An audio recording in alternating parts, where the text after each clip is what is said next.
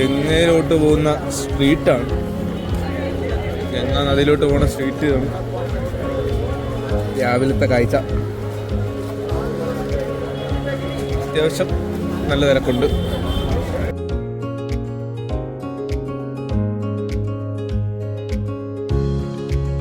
അങ്ങനെ ഗംഗ എത്തിയിരിക്കുകയാണ് ഗൈസ്. ഇതാണ് അപ്പോൾ ഗംഗയുടെ വ്യൂ.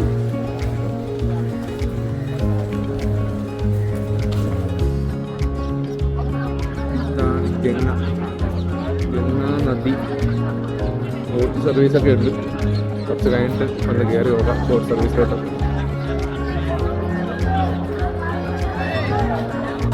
ഇതാണ് ഗംഗയുടെ വേറൊരു അവസ്ഥ. അവിടെ അവന്മാരി വഴി വൃത്തിയാക്കണേണ്ട്. ആ വെള്ളം ഒലിച്ചൊലിച്ചൊലിച്ചൊലിച്ചൊലിച്ചൊലിച്ച് നേരെ പോണതാണ് ഗംഗയിലോട്ടാണ്. പിന്നെ എങ്ങനെ ശരിയാവും? ഗംഗയിലോട്ട് പോകുന്നു. ഇതുണ്ടാവും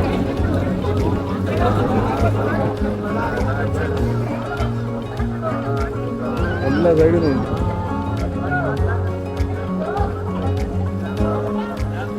ഇതാണ് കേട്ടോ ഇവിടുത്തെ സീൻ. സംഭവം ഇതേപോലെ ബോട്ടിൽ പോകും. ബോട്ട് ട്രിപ്പുണ്ട്. ടീമോട് പോകണുണ്ടോ ബോട്ടിൽ? എത്രയാണെന്നൊക്കെ ഒന്ന് അന്വേഷിക്കണം. എന്നിട്ട് ഗംഗ ആരതി സമയത്ത് ഇറങ്ങിക്കഴിഞ്ഞാൽ ഗംഗ ആരതി കൂടെ കാണാം. അപ്പം ആ സമയത്ത് പറഞ്ഞതായിരിക്കും കുറച്ചും കൂടെ നല്ലതെന്ന് തോന്നുന്നു. എന്തായാലും നോക്കി വയ്ക്കാം.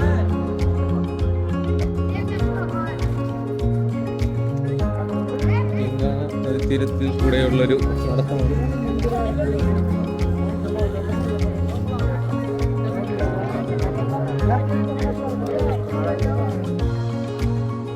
ഗംഗയുടെ തീരത്തോട് നടന്നപ്പോൾ കണ്ട കാഴ്ച കേരള റെസ്റ്റോറൻ്റാണ്.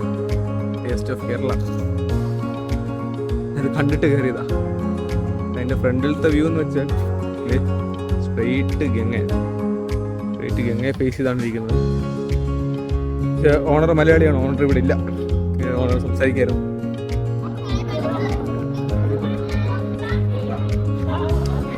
അടിപൊളി സീനാണ്. ശിവൻ ഊഞ്ഞാലായിരുന്നു. കണ്ടിട്ടുണ്ടോ? ശിവൻ ഊഞ്ഞാലുള്ള സീനാണ്. ഫസ്റ്റ് ടൈം വാരണാസി പറഞ്ഞുകൊണ്ട് തന്നെ ആ ഒരു എക്സൈറ്റ്മെൻറ്റിൽ ഞാൻ ആ ഗംഗയുടെ സൈഡിൽ കൂടെ നടക്കുകയാണ് ഗൈസ്. ഒന്ന് ദൂരെ കുറേ പുകയൊക്കെ എനിക്ക് കാണാം. എനിക്ക് തോന്നുന്നു അതായിരിക്കണം മണികർണിക ഘട്ട്. മിക്ക ആൾക്കാർക്കും അറിയായിരിക്കും ഗംഗയിലെ തന്നെ ഏറ്റവും ഫേമസ് ഘട്ടാണ്. അവിടെയാണ് ഈ ഡെഡ് ബോഡികളൊക്കെ ദഹിപ്പിക്കുന്ന സ്ഥലം. അപ്പോൾ അത് ലക്ഷ്യമാക്കി നടക്കുകയാണ്. ഇങ്ങോട്ട് വരുന്നവർ ഗംഗ നല്ല വൃത്തിയായിട്ട് വരിക കേട്ടോ. ഇവിടെ ക്ലീൻ ചെയ്യാൻ ആൾക്കാരുണ്ട് സമയാസമയം. വെള്ളമൊക്കെ കുറച്ച് വൃത്തിയായി. നേരത്തെ നമ്മൾ കണ്ട ഗംഗയല്ല, കണ്ടില്ലേ? വെള്ളത്തിനൊക്കെ കുറച്ച് വൃത്തിയുണ്ട് ഇപ്പോൾ. മീനുണ്ട് ഇതൊക്കെ ഇഷ്ടംപോലെ. മീനുകൾ ഉണ്ട് കേട്ടോ. കാണാമോ? കാണാൻ പറ്റുന്നുണ്ടെന്ന് തോന്നുന്നു. മീനുകളുണ്ട്. മീനുകളാണ് അതൊക്കെ. ഗംഗയിലെ ഗംഗ നദി നല്ല ക്ലീനായിട്ട് മീനിങ്ങനുണ്ട്, വൃത്തിയാക്കുന്നുണ്ട്. ഗംഗാ നദിയുടെ കാഴ്ചകൾ നമുക്ക് അങ്ങോട്ട് ഇനി നടന്നു പോകാം. ഒരു രക്ഷയില്ല ഗൈസ്. ഗംഗയുടെ ഈ ഏരിയ എന്ന് പറയുന്നത് വേറൊരു വൈബാണ്. പറഞ്ഞിരിക്കാൻ പറ്റുന്നില്ല. വേറൊരു വൈബാണ്. ഇങ്ങനെ കാണാം. അടിപൊളിയാണ് കേട്ടോ.